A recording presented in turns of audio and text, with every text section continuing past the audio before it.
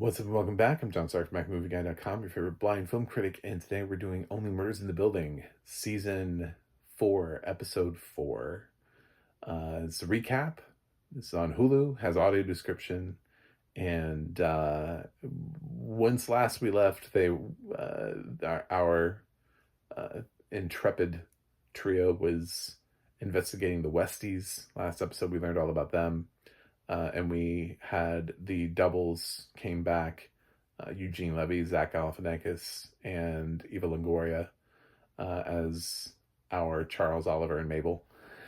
And we're paired up, and it was an interesting, fun time that explored sort of, could the Westies have done it? What is in the missing apartment? Well, we get an answer to that. So spoilers ahead for Only Murders in the Building, Season 4, Episode 4. We sort of pick up where we left off, except the narration, they always find a new way to sort of narrate. It's done by this Irish voice you don't necessarily know at the beginning. And it opens with Charles walking with Zaz, and she's talking about paradise. And it's just this dream that he has, and then he wakes up and he builds a second murder board, and he wakes Oliver up, and Oliver just keeps trying to go back to sleep. He's trying to explain everything, and Mabel's sort of following. Charles is obviously very committed to this, and I think that's probably the thing that resonates for me the most this season is Steve Martin's performance. I think it's going to be really hard. It's not that Martin Short isn't great, but this season is leaning so heavily into a great Steve Martin performance that there was like that one season, it was season 2, that I think only Martin Short got nominated for, and not Steve Martin.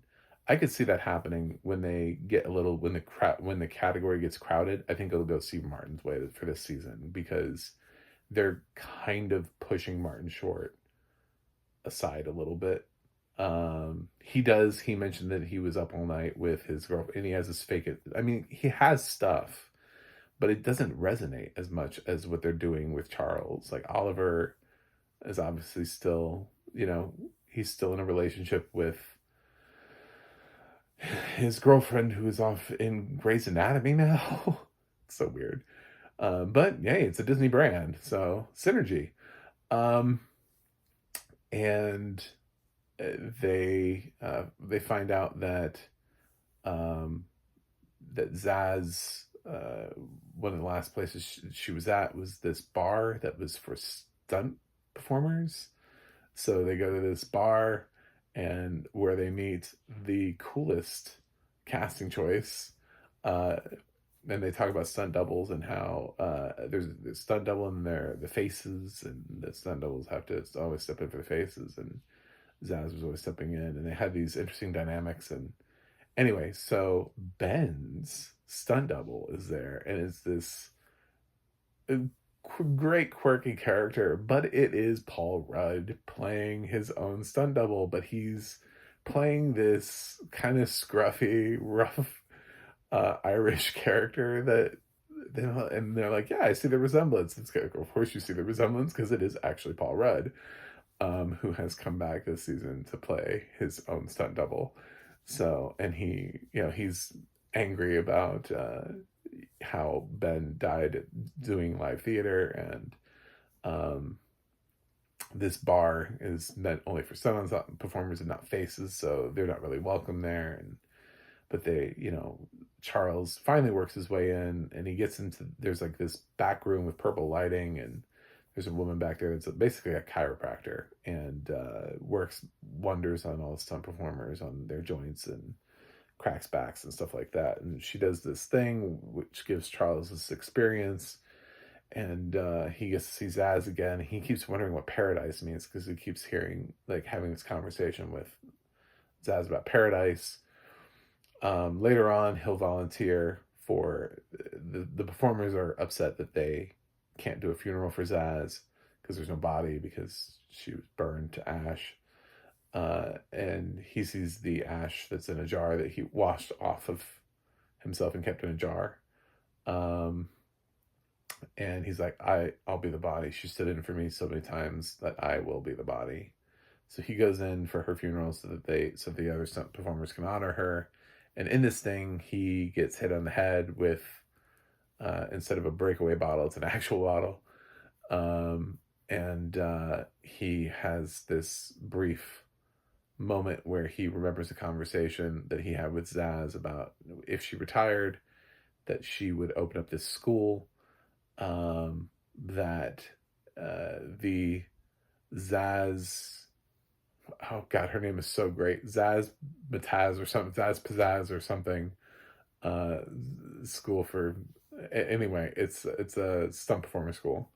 And it had such a great name to it, but I forgot what it was. It all rhymed. It was terrific. Great writing. Um, so he remembers that. He remembers where it was. It used to be a toxic waste dump, and she bought the land after the government cleaned it up. And there's even a line that says "future home of." So obviously, yes, she was planning on retiring, which is something that he had heard, and it was planning on making this happen. And but they're like, "Oh my God, somebody's in the building. Who's in the building?" And it is their producer who's got a gun. And at first, Oliver's like, "Oh, thank God, somebody from Hollywood." And she's like, "Don't move." And that's where we cut. And I'm like, "This is episode 4. Nothing's gonna happen." Like, I love these cliffhangers, but like, what do we think is gonna happen in episode 4 for the rest of the season? You know, what's she gonna do? Shoot the 3 leads? Like, no. Obviously, there's gonna be some twist to what she's doing, and that it won't be anything at all. Like, it won't even be perceived. A couple other things that happened. Mabel was gifted a bed from Eva Longoria, which later on she catches the Westies moving the bed, and they're like, "What are you doing?" She's like, "What are you doing?" And she's like, "Okay, what kind of cult are you guys in?" And they're like, "We're not a cult," and she lists all of the things that they do, and they're like, "Well, that, all right, maybe it sounds like a cult." Uh, so they tell her their deep secret is the fact that they're rent controlled, in the fact that they all rent out these apartments or whatever. They're all weird, and this professor helped them do it. The guy whose apartment is empty is a real person. He's a professor who supposedly has been living in Portugal for years. He didn't just recently take a trip to Portugal. He's been gone for a while. And they, I think he, like, came up with all these, like, different ways of renting all the apartments. So they all end up paying him like $200 a month for an apartment. She's like, $200? And they're like, "Yeah, no, you understand," you know? I'm like, "Yeah, that's great." I'm like, "That'd be great anywhere, dude." Like, but in New York City, of course. Yeah, what are we talking about? So they're offering for Mabel to become a Westie. They're like, "You could become one of us. One of us. One of us." Um, and so maybe she'll become a Westie. Maybe she'll find a place to live over there in on the west part of the building. Uh, you know, I mean, for $200, like, you know, you can't beat that. And she should be having some money from the movie, if the movie ever gets made, to be able to pay that rent, since she doesn't actually have a job. So that was the other thing that kind of happened this episode. The other thing is, Josh Gad is going to be playing. I'm like, has anybody else noticed that only? I'm starting to wonder about the killer thing, because they're really only using one other guy from the building. Like, in season 1 and season 2, there were a lot of other people in the building, but now there's only like one person in the building, and it's the same person that keeps coming back episode after episode after episode after episode. And now they're like, "Well, Josh Gad's gonna be playing you," and I'm like, "Is he the killer?" Because he has so much screen time this season that it's actually making me question, what is it that you're doing with this character. But anyway, those will be questions to be answered for a future season. What happened to the rest of the building? Like, other people used to live here. Where did they go?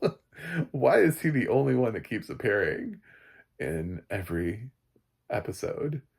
like, where did the rest of the building go? Because it's making me wonder why he has such an increased amount of screen time. Is he the killer?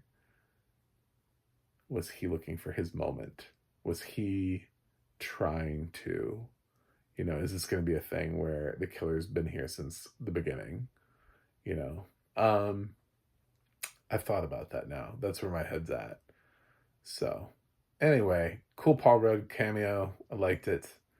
Uh, and I thought the audio description was really good, especially, oh my god, the fucking stunts. I should say that. Props during the stunt scene. Like, there's a scene where he goes outside and he's trying to be like, I want a job on your film. And then he does like a whole bunch of like mini stunts. So well described. Like the cannonball, the rolls, the jumping off of things, and all of the different things that they got. Whoever was playing the stunt performer that was actually doing the Paul Rudd thing, mad love. That dude deserves a singular award just for that scene. He did like 10 different stunts in like 60 seconds, and the audio description was on point like the whole time. Described every single stunt. He dove into this, he jumped into that, he broke this, smashed that in his face, like all these different things that he does. It's amazing. So I loved it. And I really love this episode. I think we're having a great season. I'm excited moving forward. I really love the emotional resonance that we're giving to Charles's character with Zaz. So I'm going to give Only Murders in the Building season 4, episode 4 an A. I liked it. I like this episode. Anyway, thanks for watching. Thanks for subscribing. I'll be back next week. I'll see you guys on the other side.